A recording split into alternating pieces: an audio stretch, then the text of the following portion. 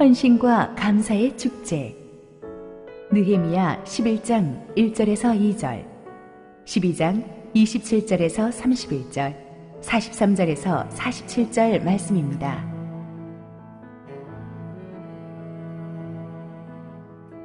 백성의 지도자들은 예루살렘에 거주하였고 그 남은 백성은 제비 뽑아 10분의 1은 거룩한 성 예루살렘에서 거주하게 하고 그 10분의 9는 다른 성읍에 거주하게 하였으며 예루살렘에 거주하기를 자원하는 모든 자를 위하여 백성들이 복을 빌었느니라. 예루살렘 성벽을 봉헌하게 되니 각처에서 레위 사람들을 찾아 예루살렘으로 데려다가 감사하며 노래하며 재금을 치며 비파와 수금을 타며 즐거이 봉헌식을 행하려 하매 이에 노래하는 자들이 예루살렘 사방들과 느도바 사람의 마을에서 모여들고 또 벳길갈과 게바와 아스마웻 들에서 모여들었으니 이 노래하는 자들은 자기들을 위하여 예루살렘 사방의 마을들을 이루었습니다. 제사장들과 레위 사람들이 몸을 정결하게 하고 또 백성과 성문과 성벽을 정결하게 하니라. 이에 내가 유다의 방백들을 성벽 위에 오르게 하고 또 감사 찬송하는 자의 큰 무리를 둘로 나누어 성벽 위로 대오를 지어 가게 하였는데 한 무리는 오른쪽으로 북문을 향하여 가게 하니 이날에 무리가 큰 제사를 드리고 심히 즐거워하였으니 이는 하나님이 크게 즐거워하게 하셨습니다. 부녀와 어린아이도 즐거워하였으므로 예루살렘이 즐거워하는 소리가 멀리 들렸느니라.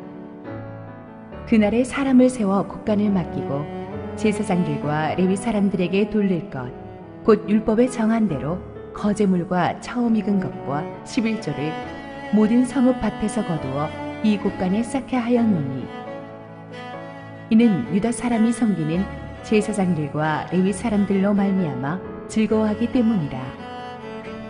그들은 하나님을 섬기는 일과 결례의 일을 힘썼으며 노래하는 자들과 문지기들도 그러하여 모두 다윗과 그의 아들 솔로몬의 명령을 따라 행하였으니 옛적 다윗과 아삽의 때에는 노래하는 자의 지도자가 있어서 하나님께 찬송하는 노래와 감사하는 노래를 하였음이며 스룹바벨 때와 느헤미야 때에는 온 이스라엘이 노래하는 자들과 문지기들에게 날마다 쓸 몫을 주되 그들이 성별한 것을 레위 사람들에게 주고 레위 사람들은 그것을 또 성별하여 아론 자손에게 주었느니라. 할렐루야. 우리 하나님께 감사와 영광의 박수 올려드리겠습니다. 우리 함께 기도하시고 하나님 말씀 보겠습니다. 사랑하는 아버지, 은혜를 감사합니다. 오늘도 은혜 받기에 좋은 날입니다. 주여, 우리가 또 살아서 이 공간에서 예배할 수 있음이 은혜입니다. 부족한 종을 감추시고 하나님의 말씀만을 선포하시옵소서. 예수님 이름으로 기도했습니다. 아멘. 이제 느헤미야서의 마지막 단락으로 이제 들어가게 되었습니다. 느헤미야서 시리즈 설교가 얼마 남지 않았어요. 마지막 단락인 11장에서 13장은 이제 성벽 재건 공사가 완성한 뒤에 AS 과정입니다. 백성들이 이제 지난 몇 주 동안에 다루었듯이 영적인 부흥을 체험하고 실제적인 삶의 현장에서 개혁을 이루어가는 과정을 다루고 있습니다. 11장에서는 예루살렘 안으로 이제 느헤미야가 백성들을 대거 이주시키는 인구 재배치 현황이 소개되고 있습니다. 12장에는 완성된 성벽 봉헌식을 이제 축제로 드리는 모습이 소개되고 있습니다. 오늘 본문에 보면 나오지만 이 축제의 소리가 얼마나 컸던지 예루살렘 금교에 사는 사람들이 소리가 들릴 정도로 그 웃음과 찬양과 기쁨의 소리가 가득했다고 했습니다. 세상이 암울하고 힘들수록 교회는 축제의 소리를 내는 곳이어야 한다고 믿습니다. 이 축제의 기쁨은 환경이 좋아져서가 아니라 하나님이 주신 기쁨 때문에 오는 것입니다. 말씀 앞에 헌신해 본 사람, 하나님의 도우심으로 무너진 성벽을 건설해 본 사람, 말씀대로 살겠다는 결단을 한 사람들만이 느낄 수 있는 하늘의 기쁨입니다. 오늘 그 하늘의 기쁨이 저와 여러분에게 느껴질 수 있기를 바랍니다. 이스라엘 백성들에게 있어서 예루살렘이 가지는 의미는 너무나 대단했습니다. 하나님의 전이 있는 예루살렘에 1년이 몇 번씩 사람들이 모여들었습니다. 예루살렘의 존재는 절대적이었어요. 그래서 이 예루살렘을 느헤미야는 다시 옛날의 영광스러운 크고 아름다운 도시로 재건하고자 했던 것입니다. 그 첫 번째 스텝으로 성벽 재건 공사를 끝냈지만 일은 지금부터였습니다. 느헤미야는 하나님의 도시 예루살렘을 정말 강한 도시로 만들기 위해서 백성들에게 세 가지 헌신을 요구했습니다. 이 세 가지 헌신의 테마를 오늘 설교에서 짚으면서 오늘날도 하나님께서 하나님의 백성들에게 무엇을 요구하시는지를 우리는 보게 될 것입니다. 첫 번째로 백성들은 먼저 자기 자신을, 자기의 몸을 하나님께 드렸습니다. 예루살렘으로 이주한 거예요, 많은 백성들이. 자, 여러분, 도시를 도시답게 만드는 것은 건물이 아니라 사람입니다. 아무리 성벽 재건해 놓고 건물 많이 세워놔도 사람이 없으면 거기는 유령의 도시예요.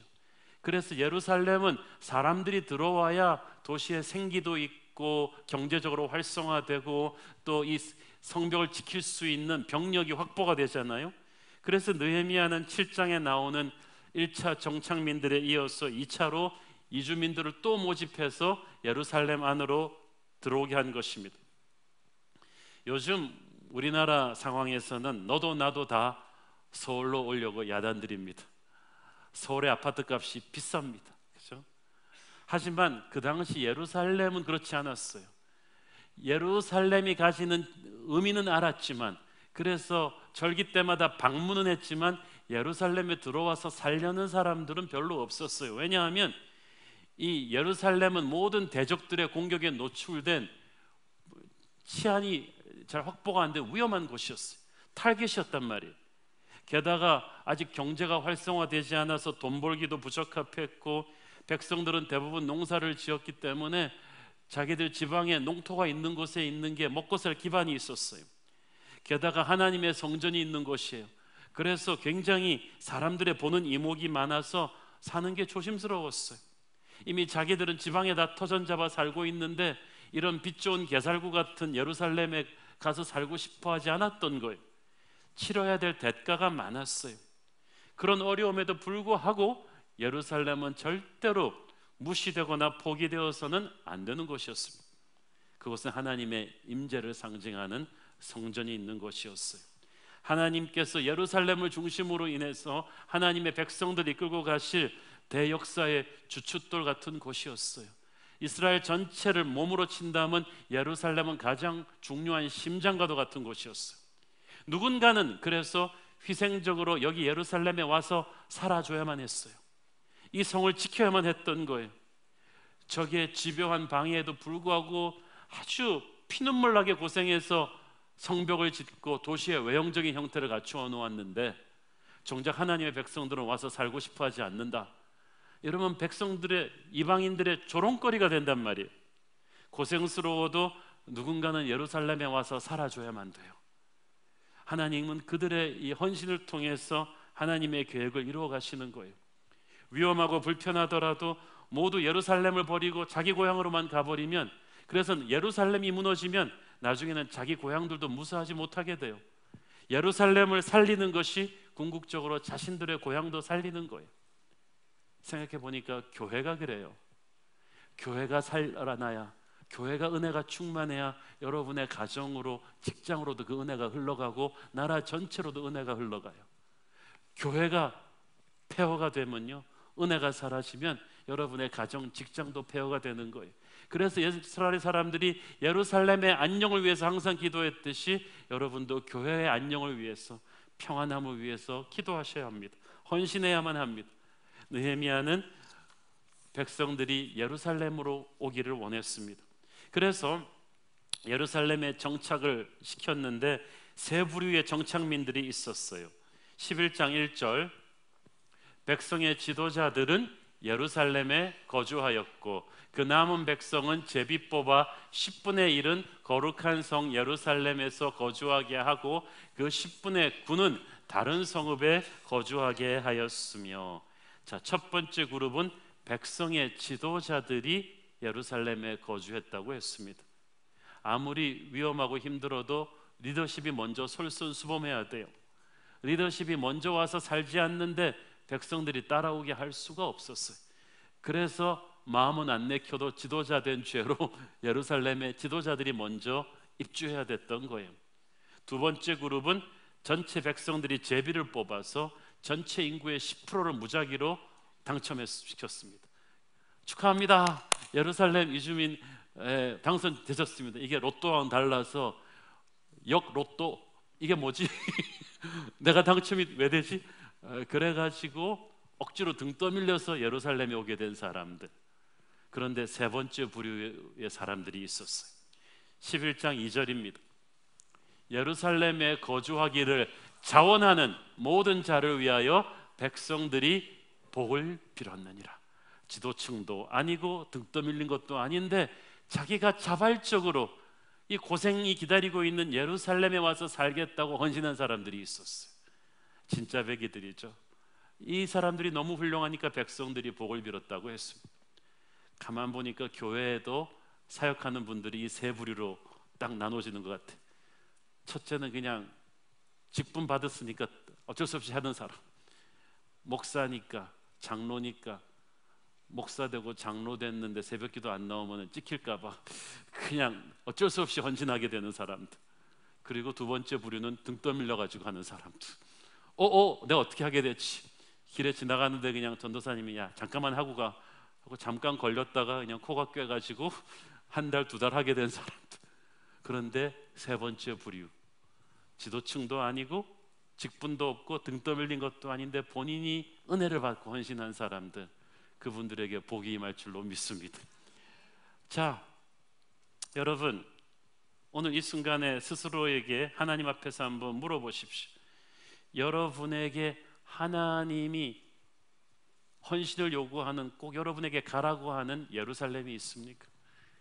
그게 좋은 줄은 다 알지만, 누군가는 가야 되는 걸 알지만 여러분이 가기는 싫은 곳, 내가 기도는 하고 헌금은 하겠지만 내 몸을 들여서 거기에 가기는 싫은 것, 그런 곳이 있습니까?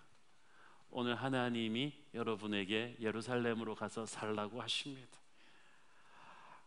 헌신이 마음 심자를 쓰지 않고 몸 심자를 쓰지 않아요?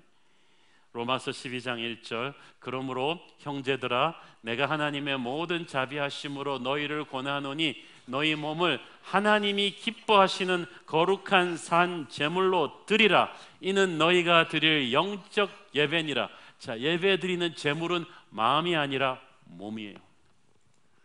어떤 분은 얘기합니다. 아유, 내가 몸이 못 가서 그렇지 주님이 내 마음 아실 거야. 알긴 뭘 알아요. 몸이 안 갔으면 마음도 안 간 거야. 오히려 마음이 100% 따르지 않아도 우리의 몸을 믿음으로 그 헌신의 자리에 갖다 놓는 게 중요합니다. 그때 역사가 이루어져요. 여러분, 아브라함이 이삭을 모리아산으로 갖고 가서 바칠 때 신나가지고 즐거운 마음으로 갔을까요? 마음은 천근같이 뒤로 끌어당기는 것이 있었지만 아브라함은 아침 일찍 일어나 몸을 움직였어요. 그랬더니 하나님의 놀라운 역사가 일어나지 않습니까? 여러분이 주일학교 이렇게 봉사할 때, 안내 봉사하고 주님의 교회 일을 할 때 어떨 때는 마음이 안 따를 때가 있어요. 그래도 몸을 움직이세요. 그건 위선이 아니라 그게 순종이라는 거예요. 헌신이라는 거예요. 마귀는 계속 우리의 마음을 공격하지만 우리는 몸을 움직여서 헌신의 자리에 나를 갖다 놓는 게 중요합니다. 그것이 산 제사라고 했어요. 천개의 심장의 저자인 그 선교사님은 세계에서 가장 위험하고 가난한 제3세계 모슬람 국가에 들어가서 사역하십니다. 전기도 안 들어오고 수돗물도 없고 사방에서 자살폭탄이 터지는 너무 무섭고 외롭고 힘든 곳에서 1년 내내 기도하고 사역해도 단 한 명도 회심시키지 못했습니다. 낙심될 때가 있었다고 합니다. 인도네시아나 그런 데로 간 자기 친구 선교사들은 엄청나게 많은 사역의 열매를 단시간에 보는데 자기는 와가지고 아무 열매도 없고 외롭고 무섭기만 하고 나는 실패자가 아닌가? 그때 주님께서 그의 마음에 말씀하셨다고 합니다. 아무개야, 네가 여기 와준 것만으로 나는 참 고맙다. 아무도 어려하지 않는 불편하고 힘든 곳에 네가 와서 살아주니까 참 고맙구나. 네가 여기 존재하는 것만으로 나의 역사가 이루어지고 있다. 사랑하는 여러분, 우리가 뭐 그렇게 똑똑하고 위대해서 정말 엄청난 하나님의 일을 하겠어요? 하나님이 여러분의 재주를 쓴다고 착각하지 마세요. 하나님이 여러분이 너무나 위대해서 여러분 없이면 안 된다고 착각하지 마세요. 때로는요, 우리가 재주가 없고 아무것도 없어도 그 어렵고 힘든 예루살렘에 몸을 움직여서 가서 존재하는 것만으로 하나님은 기뻐하세요. 그리고 역사를 이루십니다. 세계적인 목회자 릭 워렌을 만든 주일학교 선생님 레리 건터라는 분은 도끼 벌목공인데 글을 읽을 줄 몰라요. 그러니까 주일학교를 어떻게 가르칩니까? 가르친 게 아니라 주일학교 그 학생들이 글 못 읽는 선생님을 위해서 주일학교 교재를 미리 읽고 와요. 성경도 미리 읽고 와요. 그러면 선생님을 도와주기 위해서 와가지고 자기가 읽은 것을 다 다시 읽어주고 성경을 읽어주고, 그러면 선생님이 다 듣고 있다가 그 말대로 아이들을 끌어안고 축복해주고 기도해주는 거예요. 그때 어린 5학년짜리 릭 워렌은 느낍니다. 예수님이 살아계셔서 나를, 지금 여기 계셔서 나를 안아준다면 이 선생님처럼 나를 안아줄 거야. 그때 그 릭 워렌은 목사가 되기로 헌신하는 거야. 글을 못 읽는 주일학교 선생님이 그 자리에 신실하게 존재하는 것만으로도, 그의 예루살렘을 지킨 것만으로도 하나님은 놀라운 역사를 이루셨습니다. 오늘 여러분이 도피하고 싶은 예루살렘, 그러나 누군가는 꼭 가야 된다는, 여러분이 누군가는 저거 해야 되는데 그러면서 옆에를 보고 있던 그게 바로 여러분의 예루살렘이 가서 존재하기를 바랍니다. 하나님의 역사는 한두 사람의 힘으로 하는 게 아닙니다. 우리 모두의 힘이 합쳐지는 거예요. 11장 전체에서 보면은 예루살렘에 거주하기로 한 백성들의 이름을 지파별로 느헤미야가 일일이 기록합니다. 여러분, 느헤미야서에 보면 느헤미야가 사람 이름을 아주 디테일하게 기록합니다. 느헤미야서 3장에서는 성벽 재건 공사에 누가 참가했고 어떤 가문에서 어떤 상황 속에 참가했는지를 아주 디테일하게 기록하잖아요. 7장에서는 어려움을 무릅쓰고 1차로 귀환한 귀환민들의 이름을 또 다 소개해요. 우리 같으면 뭐 에스라 이하 74명 뭐 이렇게 썼을 텐데 느헤미야는 한 명 한 명이 다 기록됐어요. 하나님에게는 한 사람 한 사람 헌신자의 이름이 기억되고 있어요. 구경꾼의 이름이 아니고 비판자의 이름이 아니고 헌신하는 사람의 이름이 하나님에게 기억되고 있습니다. 저도 그래서 그 하나님의 마음을 품고 목회하려고 노력을 합니다. 제가 이름 잘 못 외우거든요. 교인 숫자 1000명 넘어가면서 정말 패닉이 와서 이 이름을 다 어떻게 외우지? 그래서 날마다 교회가 클수록 연습을 합니다. 우리 교회 임직자들 이름을 교족부에서 다운로드해서 사진이랑 이름이랑 보면서 열심히 외우는데 때로는 당혹스럽습니다. 교족부 사진이랑 실물이 너무나 다른 이런 사진들도 많기 때문이지. 최근의 사진으로 업데이트 해주기를 바랍니다.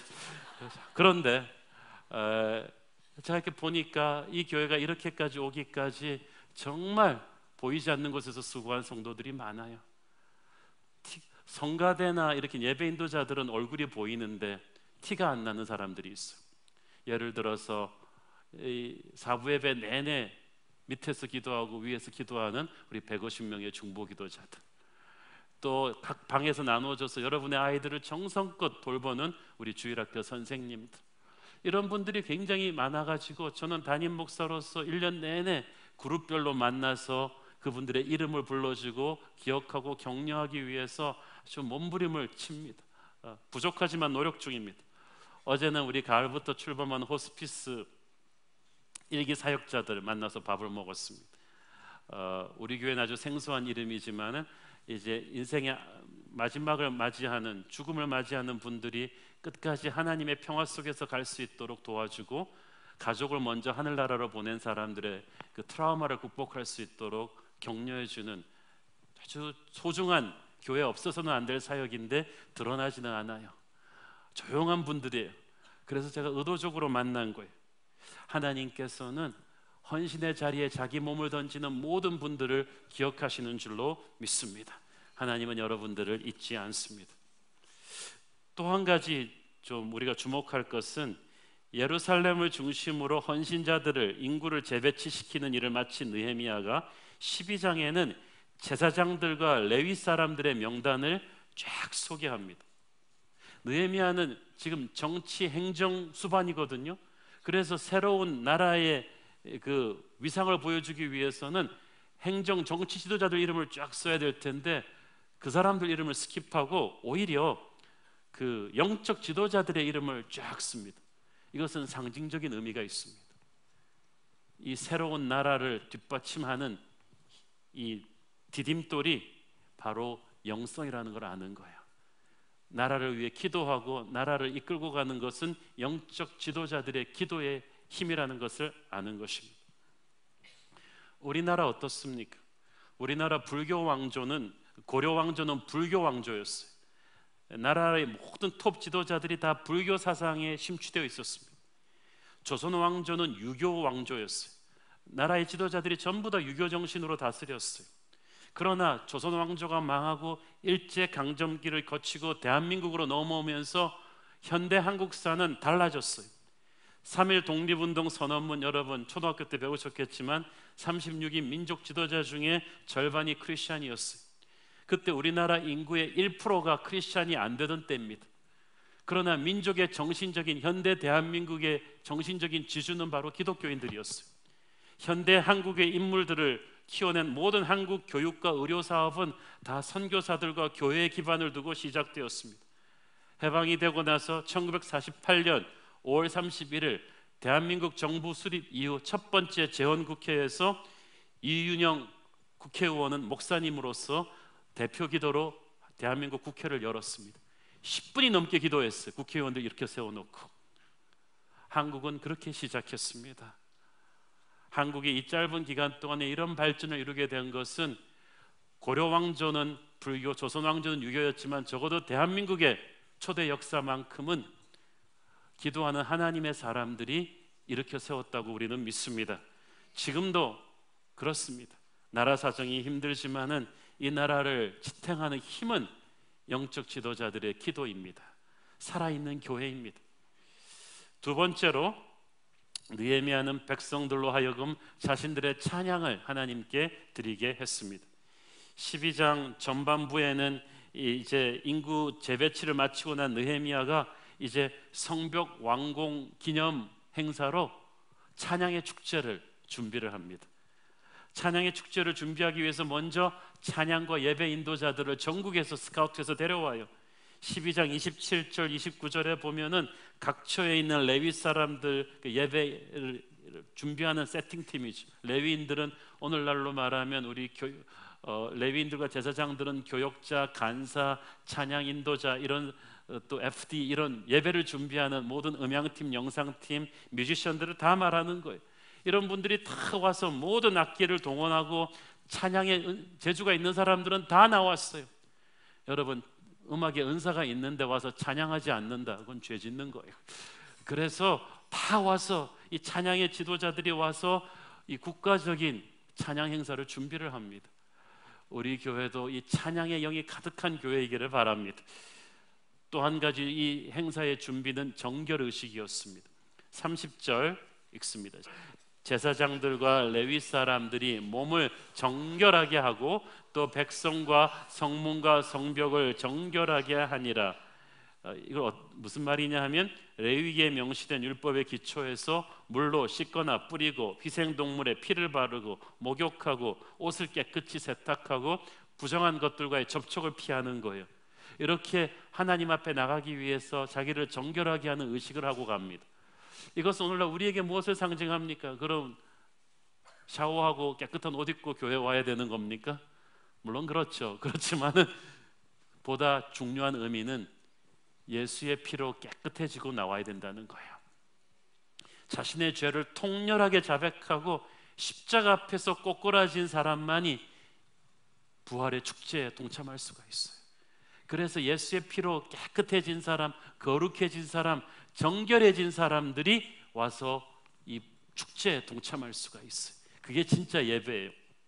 그런 사람들이 와서 이 축제를 벌일 때 하나님이 하늘문을 여시고 기쁨을 부어주십니다. 12장 전체에 하나님의 기쁨이 느껴집니다.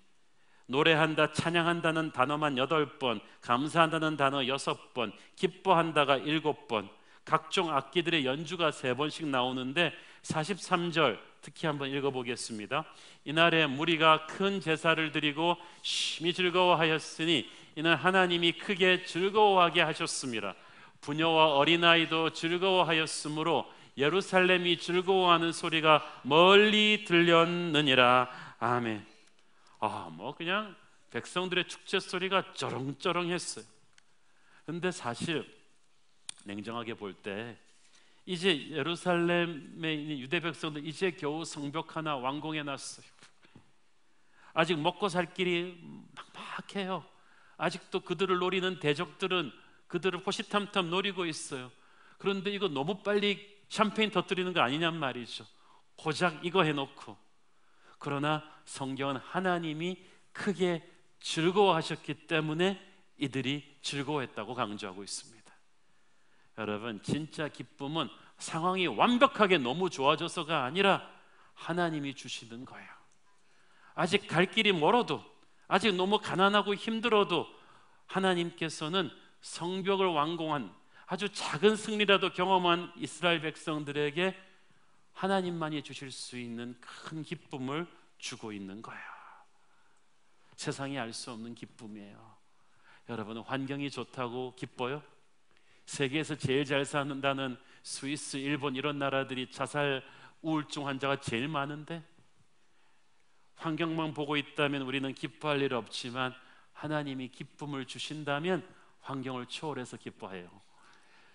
하박국 3장 17절 18절 비록 무화과 나무가 무성하지 못하며 포도나무에 열매가 없으며 감람나무에 소출이 없으며 밭에 먹을 것이 없으며 우리의 양이 없으며 외양간에 소가 없을지라도 나는 여호와로 말미암아 즐거워하며 나의 구원의 하나님으로 말미암아 기뻐하리로다. 아멘. 이걸 오늘날 버전으로 하면 어떻게 될까요?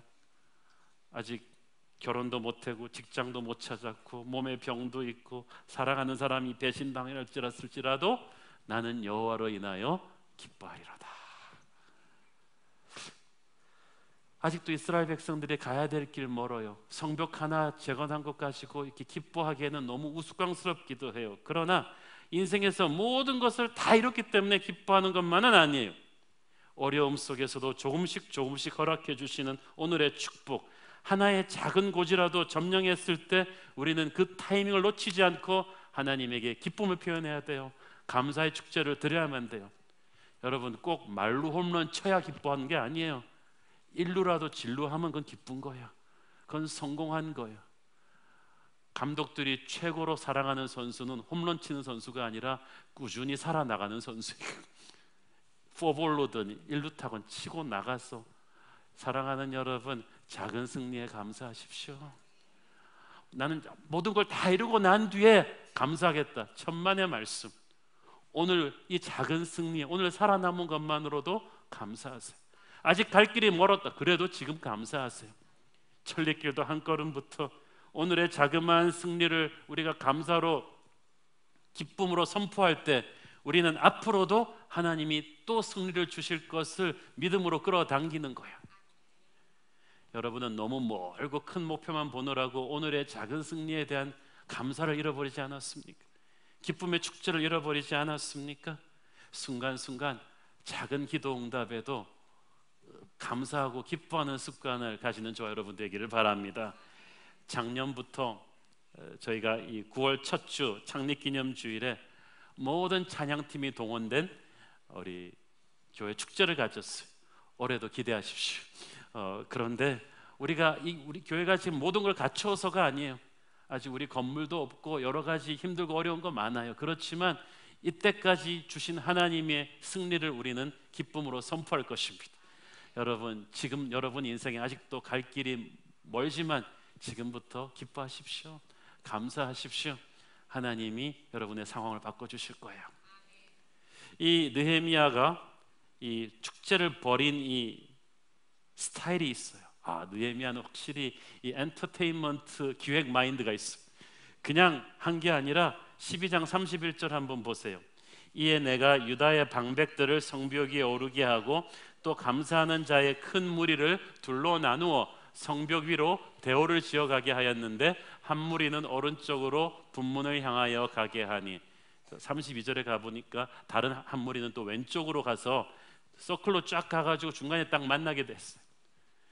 만나면 어땠겠어요? 서로 하이파이브를 하면서 끌어안고 어깨동무를 하면서 끝까지 갔겠죠. 하나님을 향한 기쁨을 가지니까 우리가 함께 축제를 누리는 동무들이 되는 거예요. 여러분, 하나님이 성전에서 이 축제하지 않고 굳이 성벽 위로 데리고 가서 백성들이 성벽을 다 밟으면서 이렇게 하게 하신 이 하나님의 이벤트에는 이유가 있어요. 하나님은 항상 이 시청각 교육을 잘 지키셨어요. 그들이 그 고생을 하면서 기적같이 완공한 그 성벽 위를 걸으면서 그들에게 승리가 무엇인지를 인식하게 하셨어요. 대적들의 끈질긴 반대와 공격이 있었지만 하나님의 은혜로, 주 은혜로 여기에 서 있다는 것을 그 현장에서 보게 하신 거예요. 영국인들은 아직까지도 자신들의 학생들을 배에 태워서 넬슨의 트라팔가 해전의 승리의 자리로 가서 교육을 시킵니다. 봐라, 여기서 우리가 승리했다. 우리나라도 우리 학생들 좀 배에 태워서 명량해전, 한산도 해전 이런 데 데리고 가서 좀 교육을 시켰으면 좋겠어요. 승리를 확인시키는 거예요. 또 이 성벽 위로 행진한 이유가 있어요. 이방 사람들의 그 비방을 다시 잠재우기 위함이었어요. 이전에 이방인들은 이렇게 비웃었어요. 이스라엘 백성들이 성벽을 재건하면 부실공사일 것이다. 여우가 올라가도 무너질 것이다. 그런데 그들에게 이제 수만 명의 이스라엘 백성이 올라가서 잔치를 벌여도 끄떡없는 성벽의 강함을 보여주는 거예요. 선포하는 거예요. 원수의 목전에서 상을 베푸시는 여호와의 영광을 보여주는 거예요. 그 당시 중동에서는 땅이나 지부의 발자국을 찍는 것은 그들의 소유권을 주장하는 것입니다. 하나님의 백성들이 찬양하면서 성벽 위를 밟으면 뭘 선포하는 거예요? 이 성벽은 하나님이 지으신 것이다. 그러므로 음부의 권세가 해하지 못할 것이다. 시편 127편 1절, 여호와께서 집을 세우지 아니하시면 세우는 자의 수고가 헛되며 여호와께서 성을 지키지 아니하시면 파수꾼의 깨어 있음이 헛되도다. 하나님이 지키시는 성이다. 하나님이 지키시는 성벽이니까 너희들은 움쩍도 하지 못한다. 우리도 찬양하면서 하나님의 교회를 이렇게 선포해야만 됩니다. 세 번째로, 백성들은 자신들이 가진 물질을 하나님께 드렸습니다. 12장 44절 읽습니다. 그날에 사람을 세워 곡간을 맡기고 제사장들과 레위 사람들에게 돌릴 것, 곧 율법에 정한 대로 거제물과 처음 익은 것과 11조를 모든 성읍밭에서 거두어 이 곡간에 쌓게 하였노니 이는 유다 사람이 섬기는 제사장들과 레위 사람들로 말미암아 즐거워하기 때문이라. 자, 오늘 크게 세 가지를 드렸다고 했죠. 먼저 자신들의 몸을 헌신의 자리에 갖다 놓게 했다고 했고, 두 번째는 자신들의 기쁨의 찬양을 드립니다. 그걸 한 사람들이 비로소 제대로 된 기쁨의 헌금도 할 수 있나 봐요. 그들이 44절에 보니까 11조로 쓰일 곡식을 하나님 성전 곡간으로 가지고 왔는데 이는 유다 사람들이 섬기는 제사장들과 레위 사람들로 말미암아 즐거워하기 때문이라. 11조를 어떤 용도로 쓰는지 다 알잖아요. 하나님께서 영적 지도자들을 먹이시는 데 쓰는 거예요. 근데 은혜 받지 못했을 때는 아이고 아까워라, 우리가 이래서 저 사람들 먹이나 그랬는데, 은혜 받고 나니까 영적 지도자들이 얼마나 소중한 사람들인 줄 알게 된 거예요. 저 영적 지도자들의 기도와 헌신을 통해서 하나님께서 이 백성에게 은혜를 주시는구나, 부흥을 주시는구나, 그래서 우리 모두가 살아나는구나. 그러니까 막 11조를 너무 기쁨으로 드리게 되는 거예요. 여러분, 헌금 잘하면 복 받는다는 설교들 많이 들으셨죠? 그러나 헌물은 이미 여러분이 받은 은혜에 대한 감사예요. 더한 복을 얻어내기 위한 수단이 아니에요. 그렇죠? 물론 기쁨에 온전한 11조를 드리면 하나님이 복을 주시죠. 그러나 이미 나는 너무나 많은 복을 받은 데 대한 감사가 흘러나는 게, 선포되는 게 바로 헌물인 줄을 믿습니다. 여러분, 그 성전 건축을 위해서 다윗 왕은 엄청난 양의, 정말 왕으로서도 무리할 정도의 헌물을 백성들과 함께 드리죠. 그 정도 엄청난 헌금을 드렸으면 우리 같으면 하나님 이제 알아가지고 두고 우리 후손들에게 복 주셔야 합니다. 나 정말 힘들었어요. 그런데 다윗은 그렇게 말하지 않았어요. 그 엄청난 헌물을 드리고 다윗이 뭐라고 합니까? 역대상 29장 14절, 나와 내 백성이 무엇이기에 이처럼 즐거운 마음으로 드릴 힘이 있었나이까? 모든 것이 주께로 말미암아 싸우니 우리가 주의 손에서 받은 것으로 주께 드렸을 뿐이니이다. 아멘. 여러분, 하나님이 돈이 없어서 여러분의 헌물을 받는다고 생각하지 마세요. 다윗은 그걸 알았어요. 자기 돈이 아니라도 하나님은 충분히 하실 수 있는데 어찌 나 같은 사람의 돈을 받아주시나, 어찌 나 같은 사람의 헌신을 받아주시나, 어찌 내가 드릴 수 있는 힘을 얻게 되었는가, 이게 너무 감사했던 거예요. 여러분, 이 생각으로 여러분의 헌금 마인드를 바꾸세요. 많은 분들이 헌금을 하긴 합니다만 아직도 이런 은혜와 기쁨의 마음으로 헌금을 안 하시는 것 같아요. 그래서 때로는 헌금함에다 봉투를 넣고 나서 어떤 분은 아련히 사라지는 봉투를 보면서 막 눈빛이 그 안으로 끌려 들어가는 것 같아요. 안녕 그러면서 사랑하는 여러분, 여러분의 금쪽 같은 돈을 잃는다고 생각을 하면서 헌금을 하십니까? 아니면 이미 너무나 많은 충만하게 부어주신 하나님의 은혜, 내가 헌금할 수 있는 힘을 주신 그분께 감사하는 마음으로 하십니까? 그래서 더 헌금 못해가, 제가 아는 어떤 분은 그냥 별의별 제목으로 항상 감사 헌금을 드려요. 그냥 하나님께 드리지 못해서 안달해. 은혜가 충만하니까 그런 거야. 여러분, 여러분의 마음에 은혜가 충만하기를 바랍니다. 이렇게 막 헌금 설교하는 어떤 분은 또 이런 질문도 하세요. 세금 제하기 전에 11조입니까? 한 다음에 11조입니까? 그러시는 내 심각하게 물어봤어요. 제가 너무 형편이 안 돼가지고 뭐 이렇게 많은 말씀들을 하시는데, 또 어떤 분은 실제로 그런 분이 있어요. 말씀드렸죠. 사업이 너무 안 돼가지고 목사님한테 기도 부탁해서 살려만 주시면 제가 하나님께 11조 생활 잘하겠습니다. 하나님은 살려주셨을 뿐 아니라 엄청난 불을 그에게 안겨주셨습니다. 그가 목사님에게 다시 걱정스러운 표정으로 왔습니다. 목사님, 새로운 고민이 생겼습니다. 사업이 또 어렵습니까? 아닙니다. 11조 양이 너무 불었습니다. 옛날에는 100만 원이었는데 이제 지금 이렇게 늘어난 분량으로는 1억을 11조로 해야 되는데 제가 너무 힘듭니다. 갈등이 옵니다. 기도합시다. 주여, 이 형제에게 주신 이 갈등을 해결하여 주옵소서. 갈등이 없어지도록 다시 이 형제의 수입을 지난번에 100분의 1로 딱 줄여주셨어. 겸손한 11조를. 여러분, 하나님이 부어주신 은혜를 카운트하지 않고 드리는 것을 그렇게 아까워하면서 드리면 그것이 어찌 영광이 되겠습니까?